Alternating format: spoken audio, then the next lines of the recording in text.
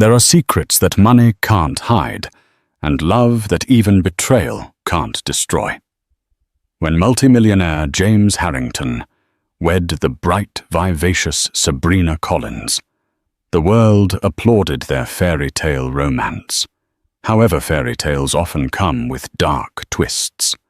One cold afternoon, Sabrina announced she was pregnant, and James, convinced that she had been unfaithful, disowned not only her, but the children she carried.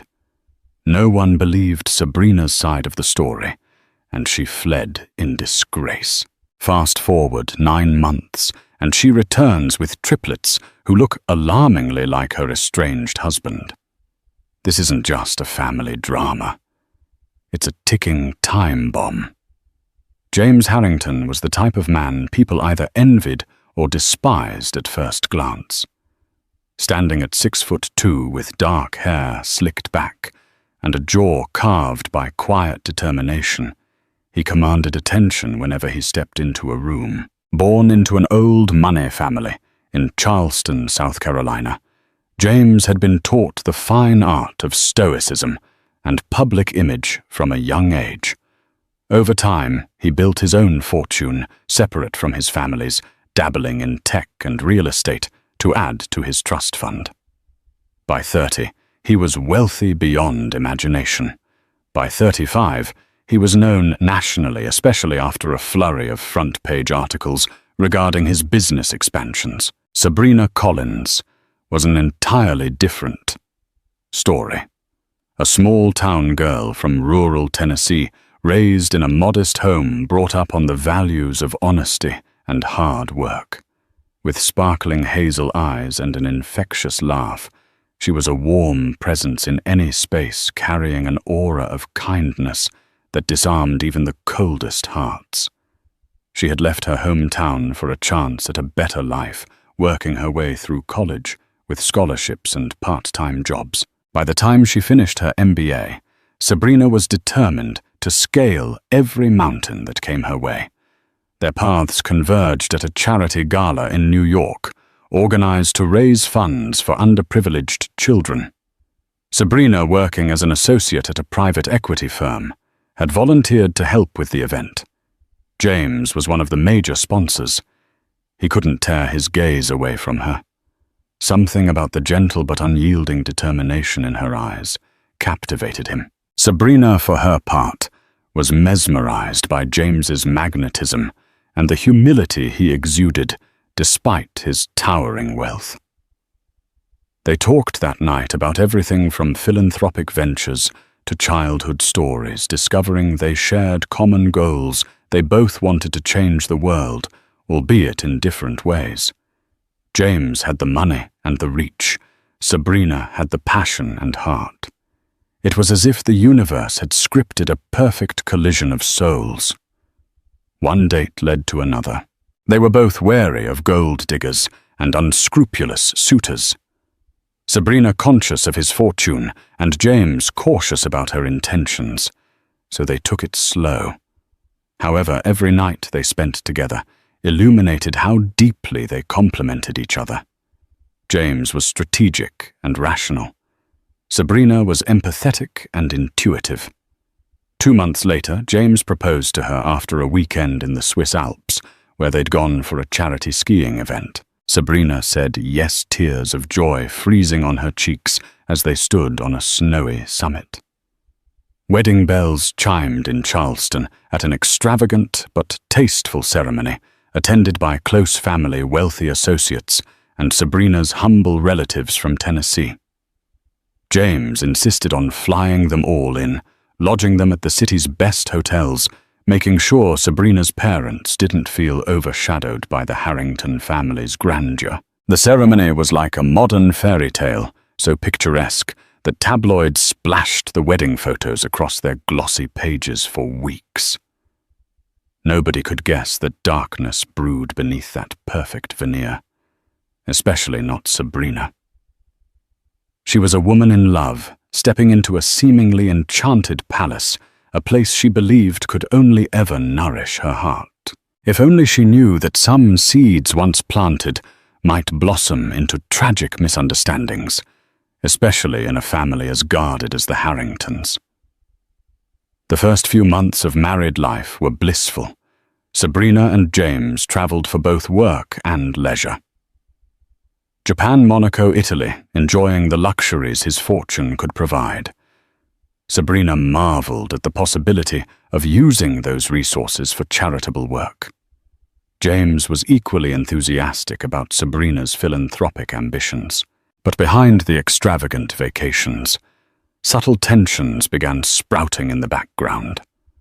James's parents, Donovan and Lorraine Harrington, were old Charleston elite who placed a premium on lineage and proper breeding. They liked Sabrina, at least on the surface. Yet Lorraine made casual remarks about Sabrina's background, such as, "Your mother must be so impressed by all this finery, or our family tree has always been quite exclusive." Sabrina tried not to let such remarks wound her, yet they slowly chipped away at her sense of belonging. James, for all his love, was often absent, tied up with business expansions and corporate events. Sabrina understood this. They both knew the demands of high-level business. Yet it left her feeling isolated sometimes, trapped in a gilded cage.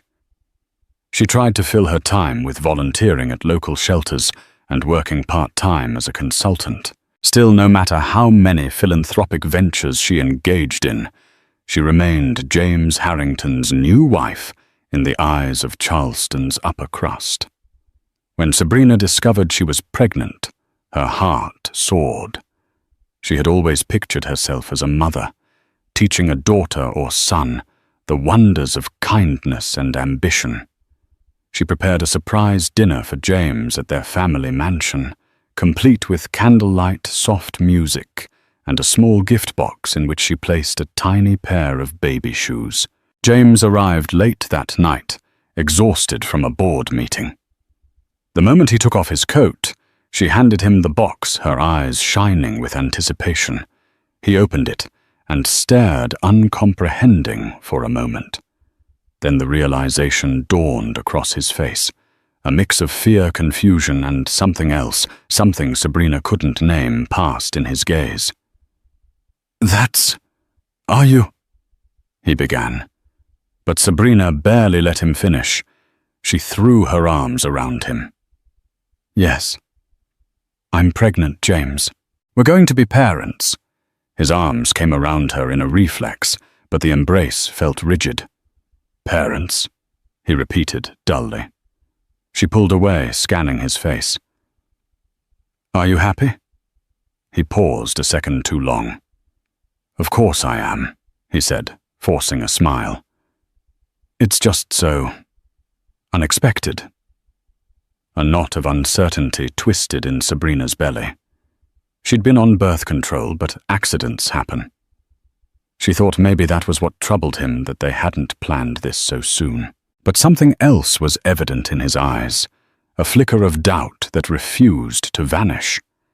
In the days that followed, James's schedule became even more hectic. Sabrina tried to rationalize it. He was expanding to a new market, dealing with important negotiations. Yet some nights, his phone would buzz at odd hours, and he'd slip into the study to take calls he never discussed. She noticed short, furtive text messages from someone named CW displayed on his phone screen. Whenever Sabrina asked, he would brush it off as company business. When Sabrina was about 2 months along, she overheard a conversation in the hallway between James and his old friend, Martin Caldwell, a notoriously cynical businessman who had known James since boarding school. Their voices were low, but Sabrina stood at the corner, out of sight, listening. "Sabrina's pregnancy is too convenient," Martin was saying. "You can't deny the possibility that James interrupted him." "I know, but Sabrina isn't like that, I think." Martin let out a scoff. "You think, don't be naive. Gold diggers get creative.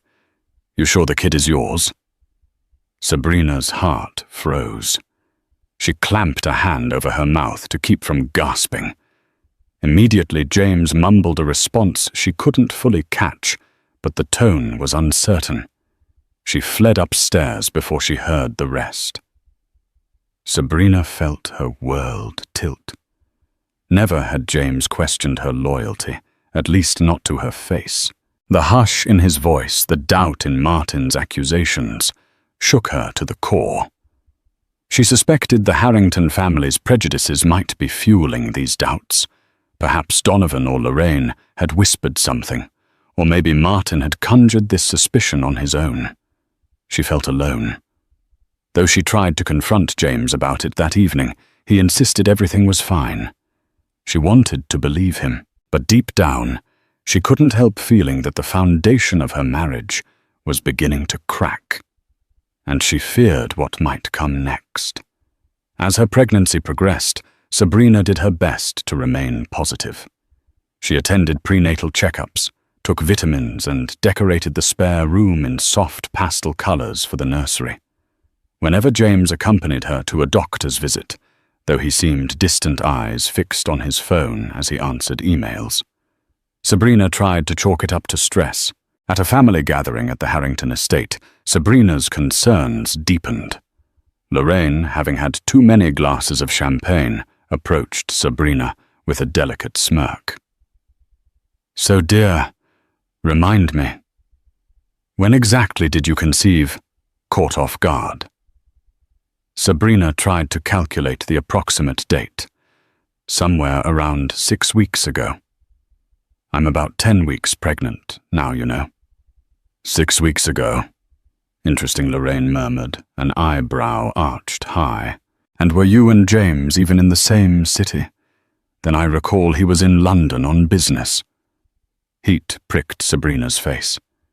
"He came home unexpectedly. One weekend," she said, remembering how James had surprised her with flowers and a night out after returning from a long trip. Lorraine sipped her champagne slowly, never taking her eyes off Sabrina. "Yes, well, I do hope everything works out for you both." She turned and walked away, leaving Sabrina with a sick feeling in her stomach. James, who had seen the exchange from across the room, quickly came over. "What did she say?" he asked. "That you were in London. That maybe the baby Sabrina couldn't finish." Tears threatened to spill over.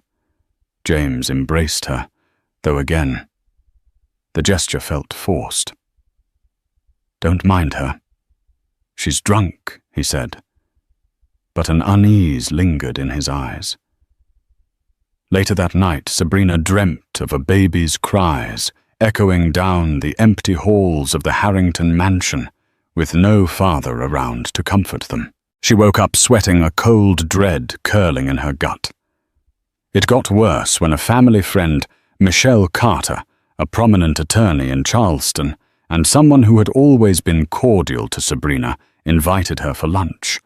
Michelle tried to reassure her that the rumors swirling about Sabrina's fidelity were baseless, but the fact that Michelle had to mention them at all spoke volumes. "Look," Michelle said over lobster bisque, "I'm sure there's no truth to it, but people are talking, and James hasn't been particularly vocal in shutting them down." Sabrina gulped. "What do you mean?" Michelle pursed her lips. "He's not confirming or denying. He's simply ignoring the chatter, and you know how that fuels gossip. If you need any legal advice or want to protect yourself..." Sabrina shook her head. "No, I trust my husband," she insisted. But the pit in her stomach only deepened. One weekend, hoping to reassure James once and for all, Sabrina mentioned the possibility of a paternity test. He balked at the idea. "I'm not subjecting my unborn child to that sort of invasive scrutiny," he snapped. "Do you think I want people dissecting our private life? My company's image is at stake here. The rumors would explode." Sabrina's eyes welled with tears. "But you can see how much it's hurting me, this silent suspicion from you and your family." James ran his hand through his hair, looking torn. I can't deal with this right now. I have an important investor to woo. Can't we just..." Can't we talk about this later?" Sabrina nodded, her throat too tight for words. That night she lay awake, feeling the child move inside her. She placed her hand on her swelling belly, tears slipping silently down her cheeks. She couldn't remember how many days or weeks had passed since James had spoken words of genuine affection. His mood swings and aloof manner had replaced warmth with a chilling uncertainty. They were drifting apart, and Sabrina sensed that an inevitable confrontation loomed. The confrontation happened unexpectedly. One morning, Sabrina was in the library researching baby care tips. James had left his laptop open on the desk, a rare lapse in his otherwise guarded behavior. She glanced at the screen, noticing an email chain with subject lines referencing paternity concerns and discrete options. Her stomach dropped. Heart racing, she scanned the most recent email. A doctor's name, Dr. Caldwell Watkins. Someone she recognized as a private specialist who handled high-profile paternity cases. There was mention of an appointment date just a week away, and a confidential approach that would keep it out of the public eye. Sabrina felt a surge of emotions: betrayal, anger, heartbreak. She paced the library, fighting tears clinging to the last vestiges of composure. A few minutes later, James walked in, still in his tennis whites from a morning match at the club. He paused upon seeing the expression on her face, and then his gaze fell to the open laptop. "You went through my emails," he demanded, slamming the laptop shut. "You're planning a paternity test behind my back." Sabrina's voice wavered with rage and hurt. "How could you?" He placed his racket down carefully. "You don't understand. I understand perfectly." She spat, heart pounding. "You let your doubts fester. You listened to your so-called friends and your mother's insinuations. And now you're going behind my back. Why? Why couldn't you just talk to me? We could have done this together." James rubbed his temple. "I wanted to avoid drama. If the test is negative..." Sabrina gasped, stepping back as if struck. "Negative? How can you even say that I don't know what to believe anymore?" James finally shouted, his voice echoing off the mahogany shelves. "From the start, it's been hammered into my head that I can't trust people outside my circle. My mother. Martin. They keep telling me I'm being naive. And now look at the timing of your pregnancy. Everyone says it's too convenient. They question your background. And you're not giving me any real assurance." Tears cascaded down Sabrina's cheeks. "Do you hear yourself? I've been faithful. I've done nothing but love you. And you're letting your paranoia, your family's bigotry, destroy our marriage." James winced.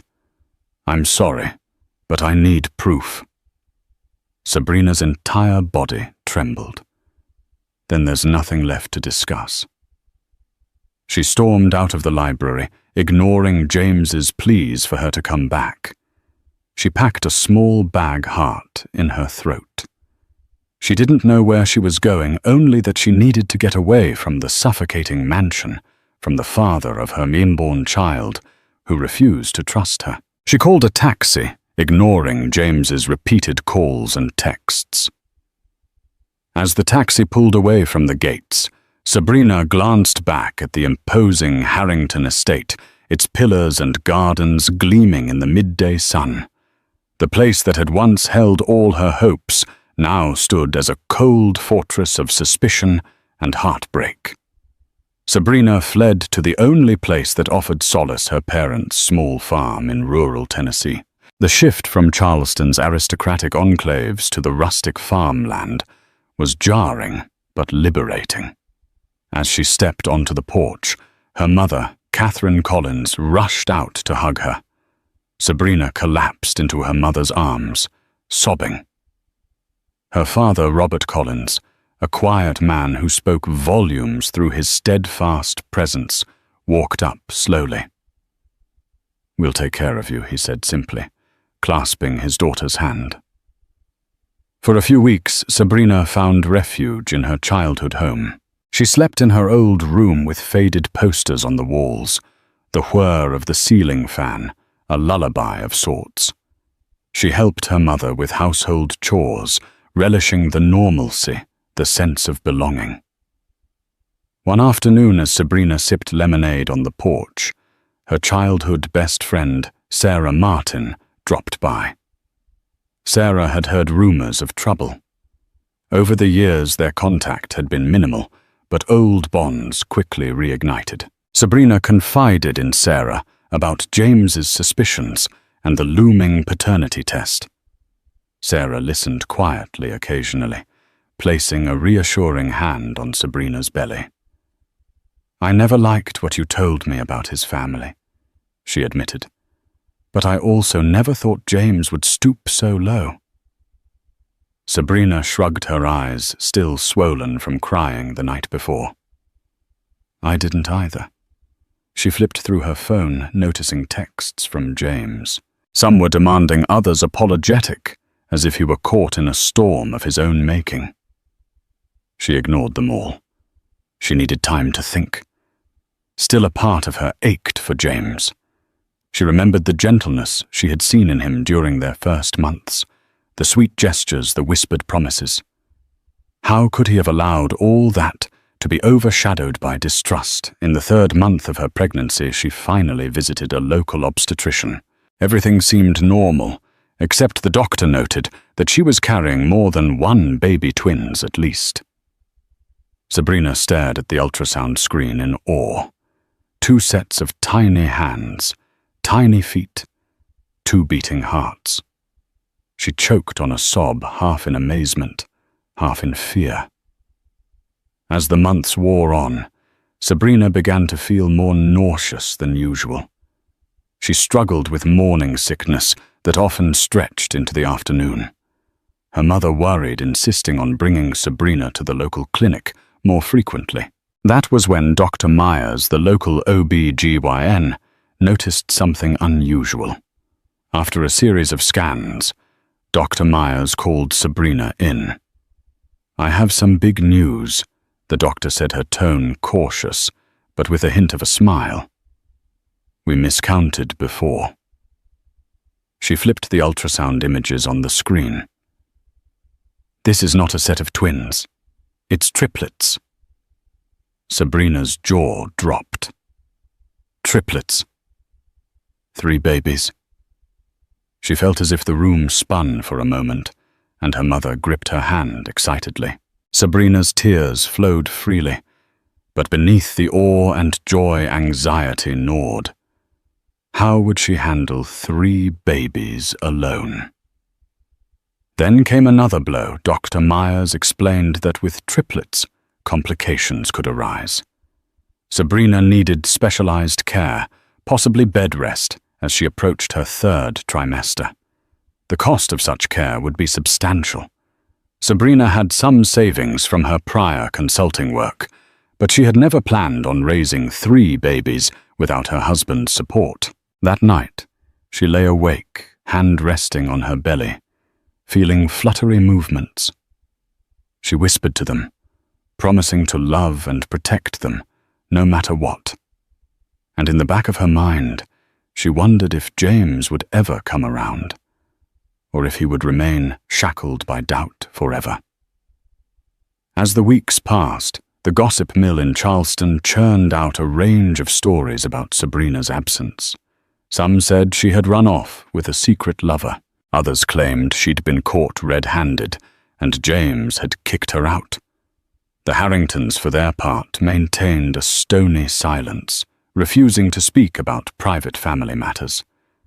James's conscience weighed heavily. He spent many nights in an empty mansion haunted by memories of Sabrina's laughter, echoing off the gilded walls.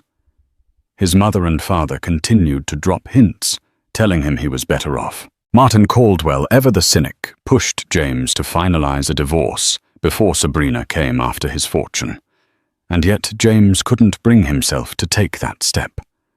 Deep down, he missed Sabrina. He yearned for her warmth, her unwavering optimism.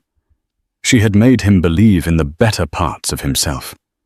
One evening after a business dinner, James found himself scrolling through his phone, looking at old photos. There she was, beaming on a boat in Monaco, hugging him, while the sun set behind them. Another snapshot showed her in Japan wearing a kimono and flashing a delighted grin. He realized just how much light she had brought into his life. In a moment of weakness, or perhaps clarity, he decided he needed answers. He contacted an old acquaintance, Detective Alec Ramirez, a private investigator in Charleston. "Find out where Sabrina is," James said. "I need to talk to her." Discreetly, Alec delivered results swiftly. He informed James that Sabrina was in Tennessee at her parents' farm. James boarded his private jet the next day, ignoring his mother's protests and Martin's sarcastic remarks about running into a trap. He arrived in the late afternoon, stepping out into the rural setting that was the antithesis of Charleston's polished elegance. The farm smelled of freshly cut hay and the distinct odor of livestock. His expensive leather loafers pressed into the dusty ground, and he realized how far removed his life had been from Sabrina's roots. Robert Collins was the first to spot him. The older man stiffened, wiping his hands on his overalls. "You've got nerve showing up here, son." James swallowed his pride. "I just want to see my wife." "She's not sure she wants to see you," Robert said bluntly, crossing his arms. Despite the tension, Catherine Collins stepped onto the porch, glancing at James with a mixture of pity and coldness. "You'll find her in the barn," she said softly, "if she'll speak to you." James thanked her and walked toward the weathered wooden structure. He found Sabrina inside, tending to a pregnant mare. She wore old jeans and a flannel shirt stretched over her own rounded belly, which he suddenly noticed was far larger than he had expected. A wave of guilt crashed over him. She heard his footsteps and turned. Her hazel eyes flashed with a million unspoken sentiments: anger, betrayal, longing, and something else. "What are you doing here?" she whispered, as if afraid to disturb the horse. James opened his mouth, closed it again, then whispered, "I needed to see you." Sabrina's hand protectively rested on her belly. The silence between them was thick. Finally, Sabrina said, "I'm pregnant with triplets, James." His eyes widened. "Triplets," he choked out. She nodded, tears threatening to spill. "Do you still doubt they're yours?" He didn't know how to respond. Guilt raged inside him like a storm. He took a step toward her, but she moved back, standing near the horse, as if drawing courage from the animal's presence. "I'm sorry," he finally managed. "I was stupid. I let people get in my head. I don't know if you can ever forgive me, but I want to try. I want to do the right thing for you and our children." Sabrina's lips trembled, tears escaping, but she didn't crumble into his arms. You can't just show up and expect everything to be fine. Trust isn't a switch you flip on and off. James nodded. "I know. I'll do whatever it takes to earn your trust again." They stood there, locked in an emotional standoff, the dust particles swirling in the sunlight, streaming through the barn walls. It was a moment of reckoning for both of them, a moment that set the stage for the next twist neither could have anticipated. Over the following weeks, James rented a small house near the Collins farm, determined to prove he was serious about supporting Sabrina. He showed up at doctor appointments, took notes on prenatal care, and even helped around the farm, despite having little idea how to handle livestock. Robert Collins said little, but Sabrina's mother seemed to soften noticing James's efforts. Still, Sabrina kept an emotional wall around herself. She allowed James to accompany her to medical checkups, but she rarely spoke about their future. The triplets' health was paramount, and she wouldn't risk emotional turmoil that could endanger them. During one ultrasound session, Dr. Myers showed them 3 tiny, squirming forms on the screen. James clutched Sabrina's hand, his eyes moist. "They're amazing," he murmured. For the first time, Sabrina felt some of the old warmth from him, the James she had married. But just when it seemed they might find a tentative peace, the Harrington family intervened. Lorraine called James incessantly, demanding explanations. Donovan Harrington threatened legal measures if James embarrassed the family name with a public scandal. Martin Caldwell, with his toxic commentary, insisted Sabrina was milking the situation. One day, a sleek black SUV rolled up to the Collins farm. Out stepped Lorraine Harrington, clad in designer attire, starkly out of place amid the farm's dust. She approached the porch where Sabrina sat cradling her pregnant belly. Lorraine regarded Sabrina with a cool stare. "You've caused quite a stir, my dear," she began. Sabrina clenched her jaw, remembering the woman's insinuations. "I haven't done anything but carry my children." Lorraine's gaze swept over the farmland. "Triplets," James said. "Quite a feat." Her tone dripped with doubt.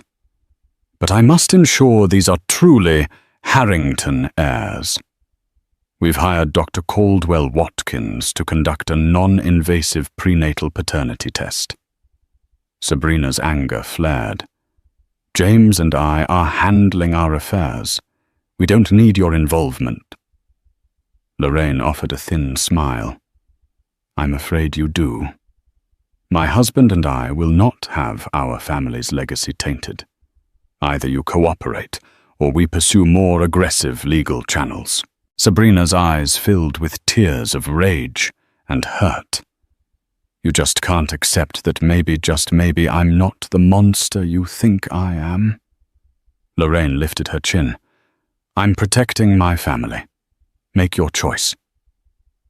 Before Sabrina could retort, James appeared, having overheard the confrontation. He stepped between them, glaring at his mother. "This is unnecessary," he said through gritted teeth. "I already decided to trust Sabrina." Lorraine arched an eyebrow. "Is that so? Then you must be more gullible than I thought. But the test will happen voluntarily or otherwise. The Harrington name will be protected." Sabrina pushed past them, tears hot on her cheeks. She locked herself in her bedroom, refusing to come out until Lorraine departed. It felt like every time she tried to mend things with James, his family's hostility resurrected her worst fears. That night, James tried to console her through the closed door, but Sabrina stayed silent. She sat on the bed, one hand over her swollen belly, feeling the fluttery kicks of 3 innocent lives.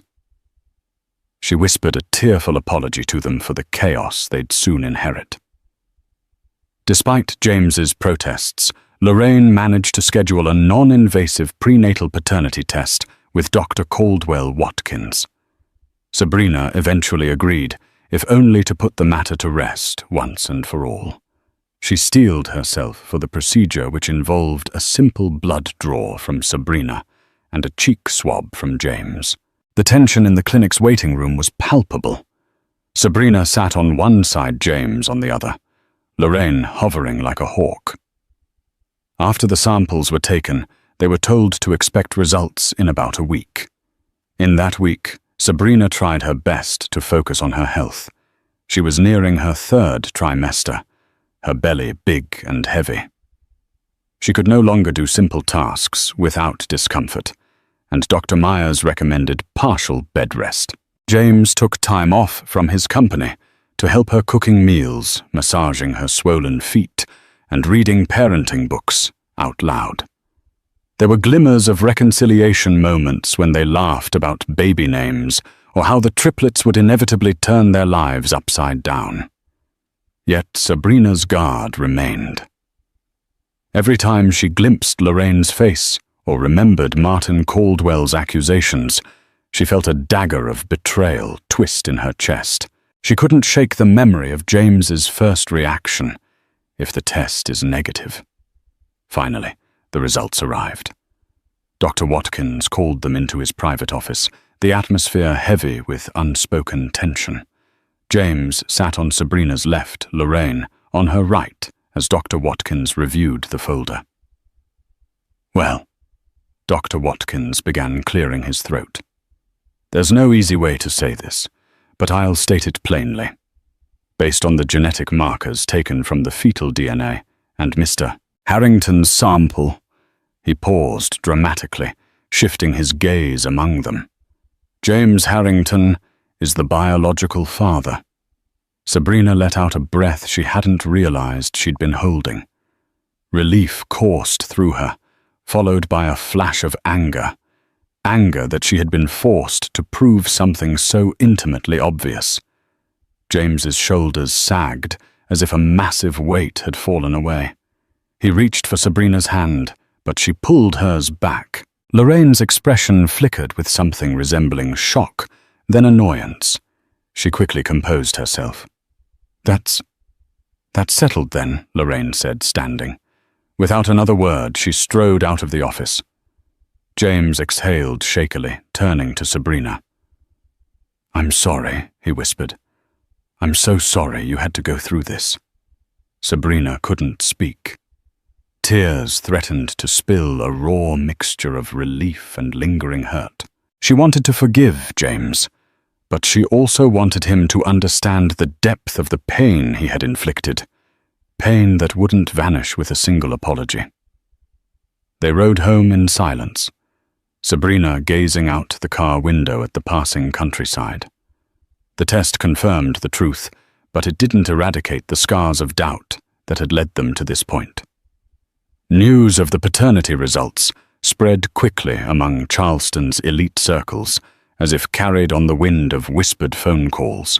Lorraine retreated from public commentary, but Martin Caldwell doubled down on his cynicism. "Perhaps she just got lucky," he muttered to James, earning a glare in return.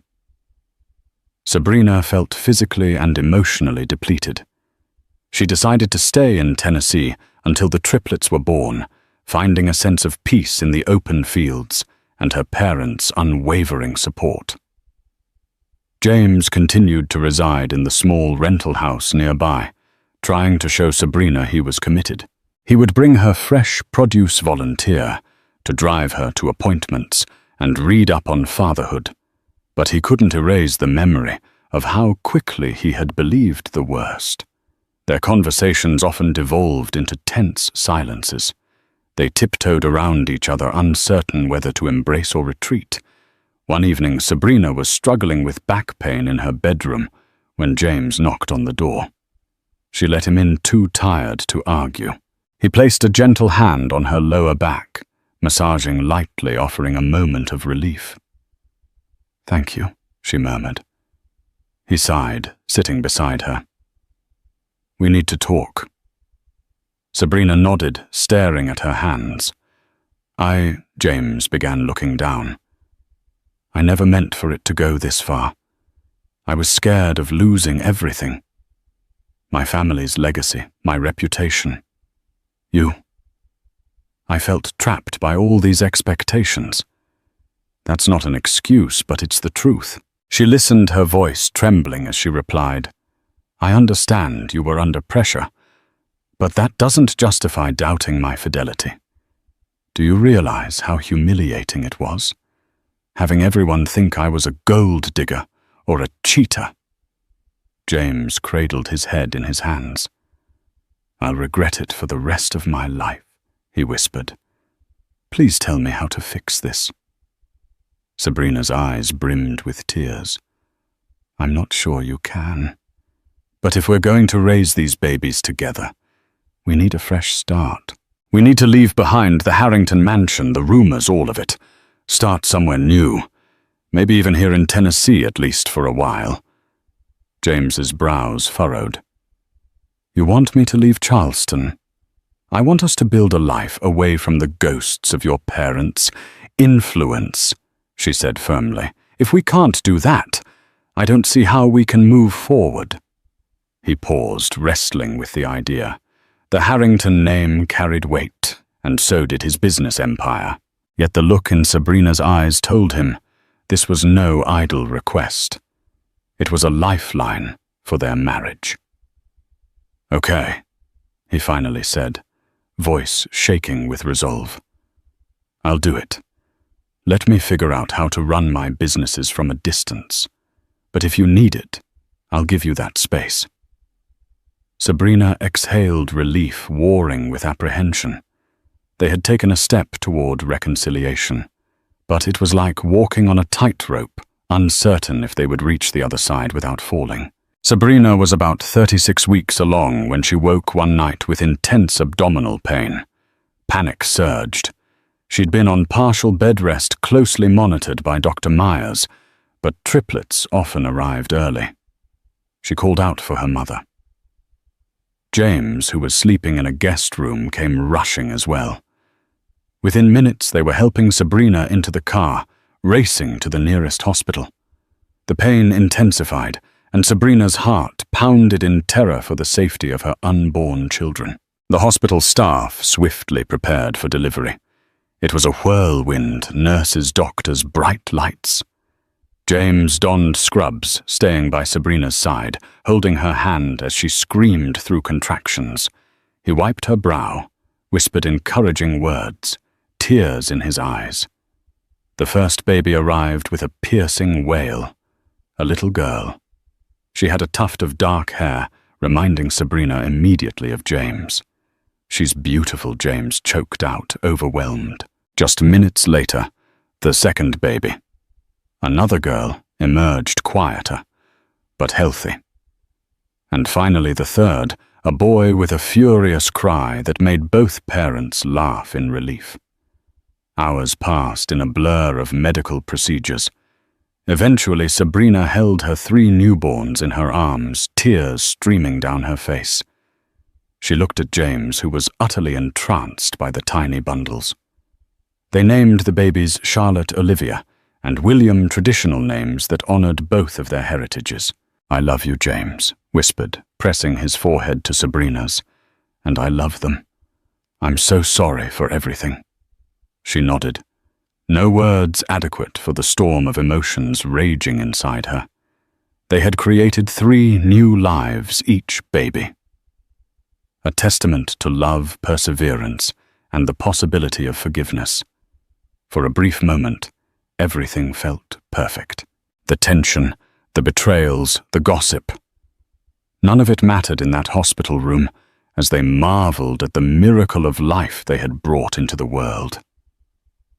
The days following the triplets' birth were filled with exhaustion, joy, and bonding. Sabrina's parents doted on their grandchildren, while James stayed close, learning how to feed and hold the babies with clumsy determination. The tension between him and Sabrina had eased slightly as they adjusted to the chaotic rhythm of new parenthood, but peace was short-lived. On the 3rd day, Sabrina woke to find Lorraine and Donovan Harrington standing in the hallway outside her hospital room, uninvited and accompanied by Martin Caldwell. James quickly stepped in to intercept them, speaking in hushed but tense tones. Sabrina could see the tight set of his jaw and the glare in Martin's smug expression. Reluctantly, James let them in. Lorraine's eyes scanned the babies with clinical detachment. "We came to see our grandchildren," she said, as if making a business appointment. Donovan nodded stiffly, offering no warmth.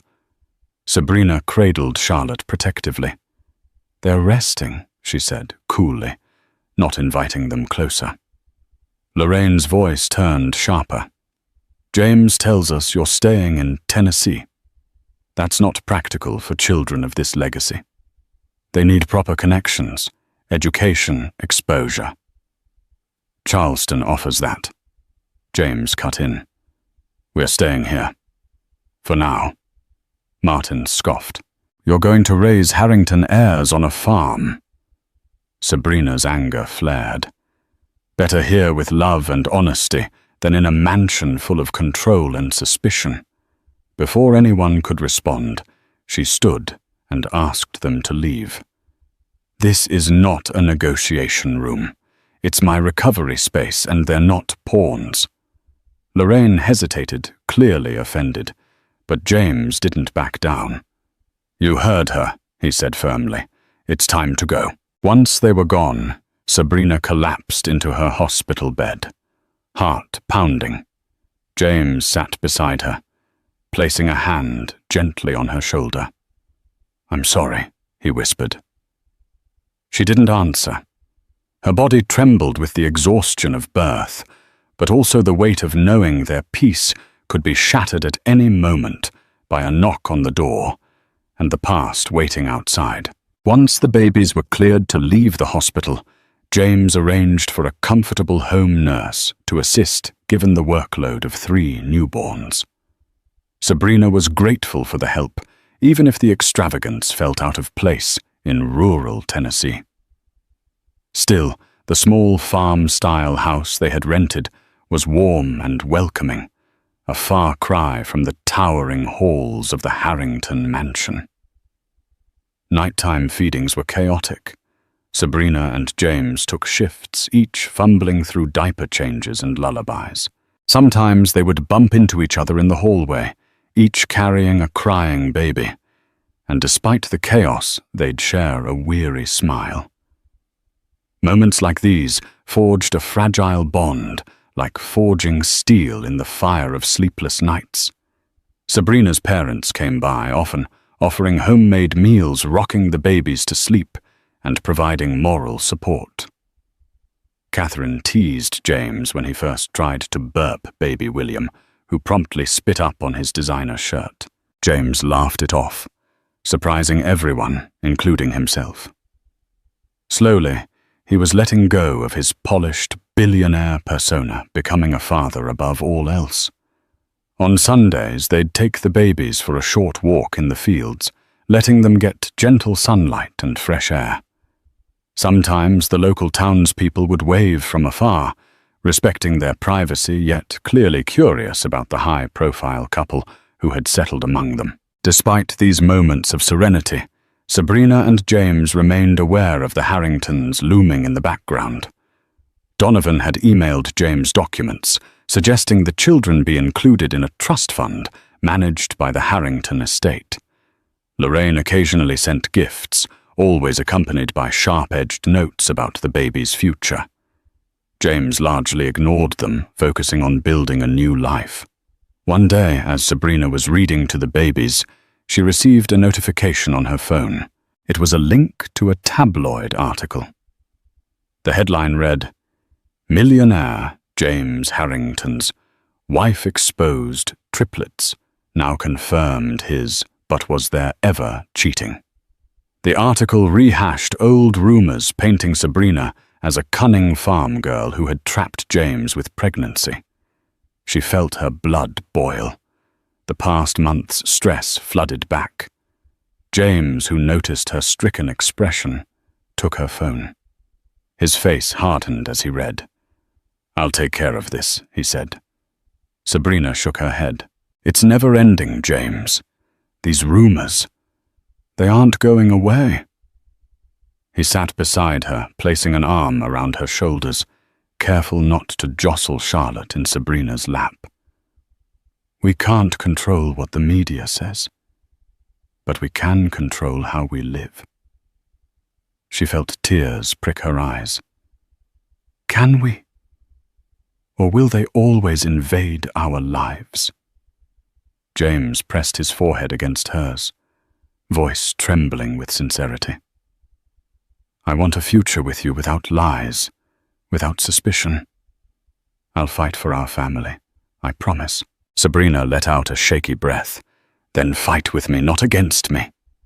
They stayed locked in that embrace, with 3 precious babies cooing softly, a fragile family determined to find harmony, despite a world eager to tear them apart. As time went on, James worked remotely using video conferences to run his businesses. The arrangement was strenuous, but he managed to juggle his fatherly duties and corporate responsibilities. Sabrina, meanwhile, was adjusting to motherhood ×3, her days and nights blending together in a blur of feedings, diapers, and lullabies. One chilly afternoon, a formal letter arrived, sealed with the Harrington family crest. James opened it with caution. The letter invited Sabrina and James to a family retreat at the Harrington Private Lodge in Vermont. Allegedly, Donovan and Lorraine wished to discuss the triplets' inheritance and future plans. Sabrina looked at James skeptically when he showed her the letter. "They've made our lives miserable, and now they want a family weekend." James frowned. "I have no idea what their true motive is, but they seem persistent about the children's place in the family. It might be better to address this now than to let it fester." After much deliberation, they decided to accept, hoping that this might be an opportunity to set boundaries once and for all. Sarah Martin, always the protective friend, offered to come along and help with the babies. Sabrina's parents volunteered too, but ultimately Sabrina felt it best if only she, James and Sarah, went, leaving Catherine and Robert to enjoy some quiet time. The private lodge in Vermont was stunning. A secluded cabin overlooking a frozen lake, complete with roaring fireplaces and panoramic views of snowy mountains. On arrival, they were greeted by a butler who led them to spacious rooms. The triplets, bundled in thick onesies, looked around with wide, curious eyes. Lorraine and Donovan arrived an hour later. Their stiff embraces did little to dispel the tension. Martin Caldwell was absent this time, which Sabrina took as a small blessing. That evening, they gathered in the living room. Donovan cleared his throat. "We recognize these children are Harringtons by blood. It's only right they be included in certain privileges: trust funds, shares in the family, holdings, educational prospects at the best institutions." Sabrina shifted uncomfortably. Lorraine added, "We want them raised with the best. Of course, that means they should be near us in Charleston." James kept a protective arm around Sabrina's shoulders. "We've decided to remain in Tennessee for now." Lorraine's lips pressed thin. "And how will you afford the kind of lifestyle that ensures they're groomed for success?" James stiffened. "I can provide for my family." Donovan nodded. "Of course you can, son. But you're making them live in substandard conditions. These children are heirs. They need an environment worthy of the Harrington legacy." Sabrina had heard enough. She stood carefully placing baby Olivia in a cradle. "My children will be raised with love and values. If you think money is all they need, you're mistaken. We appreciate any help you want to give, but that doesn't give you the right to control our choices." Lorraine's eyes narrowed. "We're simply offering the best. One day they'll thank us." James rose beside Sabrina. "Your best mother comes with strings, and we're not willing to be puppets." The Harrington patriarch and matriarch exchanged glances. Finally, Donovan said calmly, "Think it over. We mean well." The tension carried into the next day.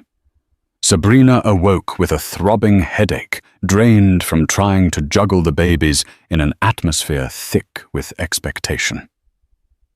Sarah helped keep the triplets occupied so that Sabrina could rest.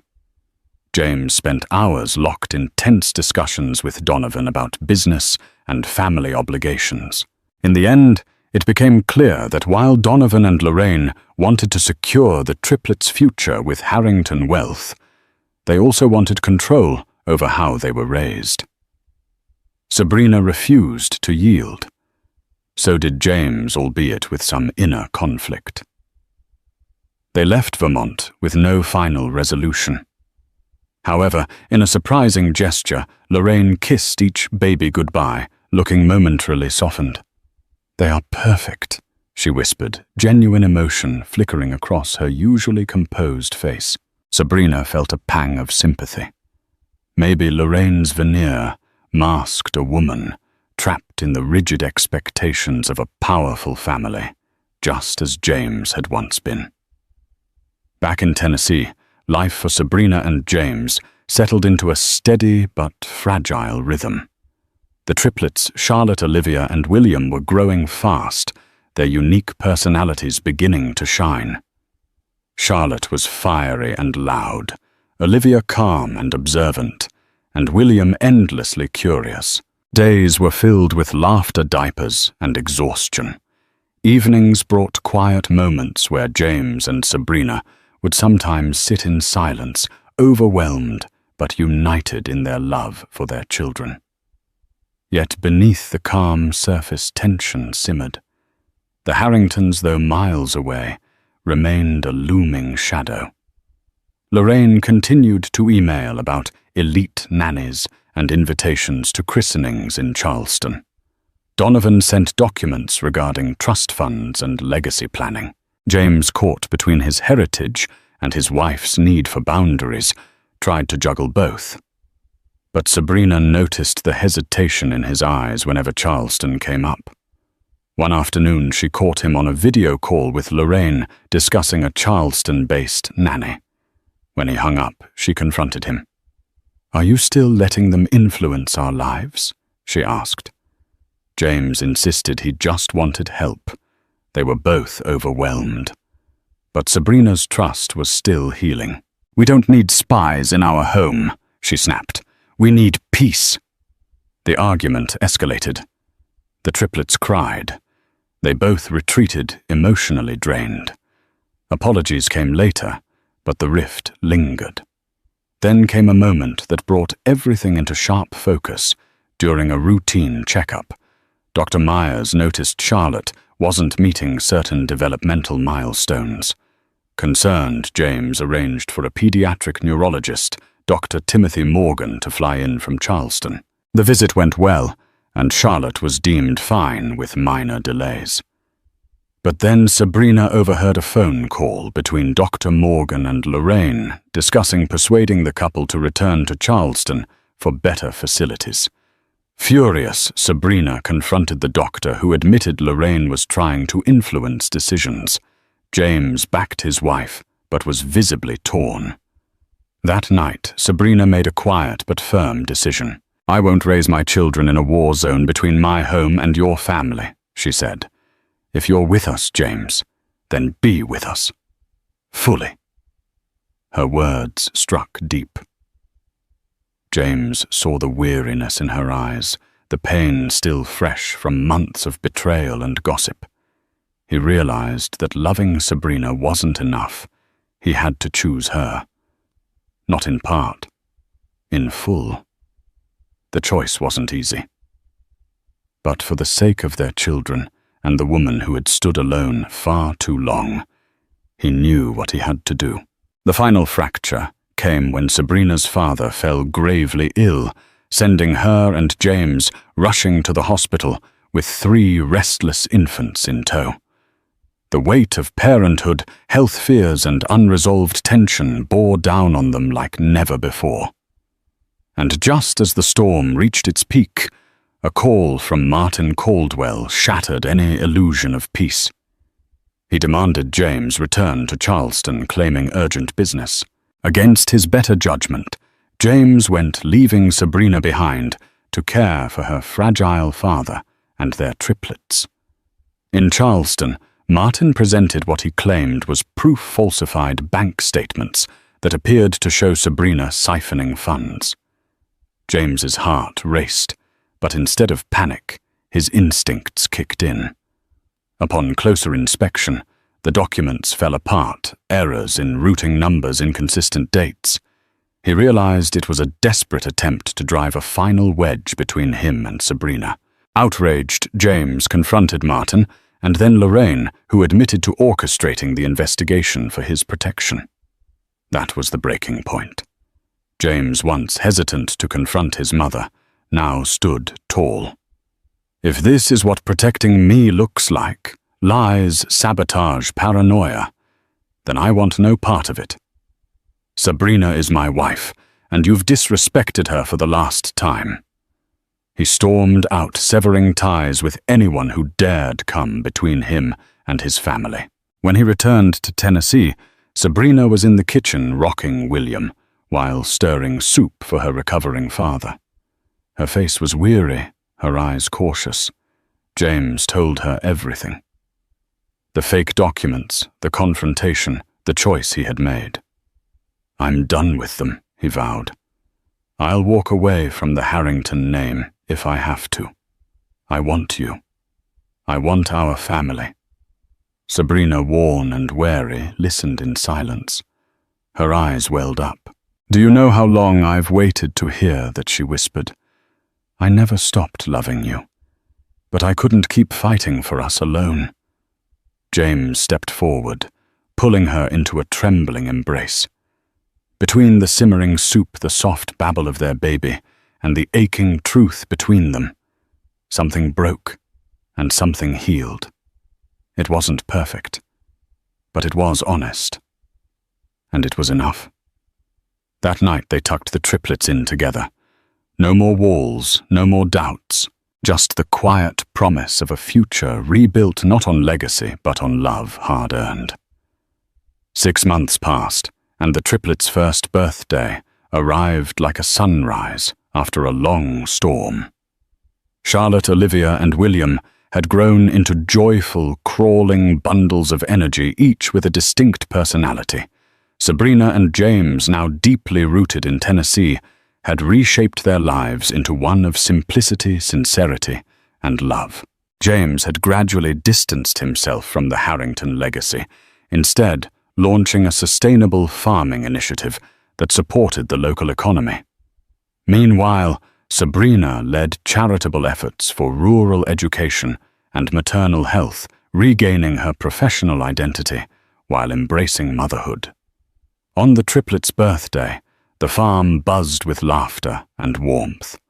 Sabrina's parents sang lullabies, neighbors brought homemade gifts, and Sarah Martin decorated the porch with colorful ribbons. It was a world away from Charleston's cold grandeur. Even the Harringtons attempted to mend bridges. Donovan extended olive branches through respectful letters and monetary contributions to the triplets' future, while Lorraine's resistance softened into polite restraint. Supervised visits were occasionally allowed, always on Sabrina's terms. Later that evening, under the shade of a towering oak, James took Sabrina's hand. "Thank you," he whispered, emotion catching in his throat, "for not giving up on us." Sabrina, eyes glistening with gratitude, replied, "And thank you for finally choosing us over legacy." As the sun dipped beyond the fields, casting golden light on their small, hard-earned family, the past felt like a distant echo. The betrayals, the gossip, the heartbreak, all had shaped them, but no longer defined them. Their love, once fragile and nearly broken, had been reforged stronger than ever. In Tennessee, far from society's gaze, the Harringtons were no longer a family bound by legacy but by love, resilience, and the future they built with their own hands. True love isn't always elegant or perfect, even when it's draped in wealth and privilege. Sometimes it's forged in the fires of scandal and heartbreak, where trust is shattered and rebuilt. James and Sabrina Harrington learned that lesson the hard way. Their marriage teetered on the edge when doubts fueled by jealous outsiders and meddling family ripped them apart. Yet the birth of triplets who looked just like James proved love can conquer bitterness, and trust can be mended when both hearts choose to heal. If this story touched you, the heartbreak, the hope, and ultimately the triumph, please show your support. Like this video, share it with your friends who love a good real-life drama, and subscribe to our channel. Your engagement helps bring more stories of resilience and redemption to light, reminding us all that even in the darkest moments, love can guide us home. Thank you for watching.